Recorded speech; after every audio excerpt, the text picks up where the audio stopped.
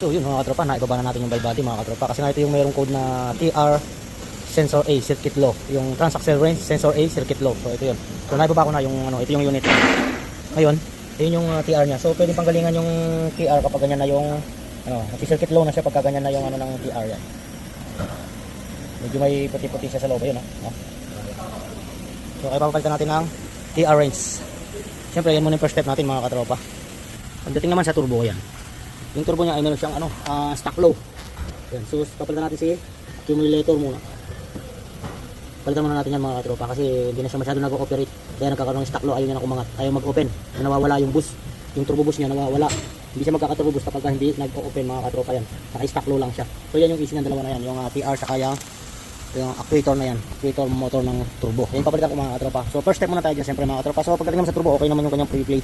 Wala pa naman, hindi pa naman gano'ng kalakihan. Kaya dyan muna tayo magpo-focus sa ano na yan, sa actuator na yan.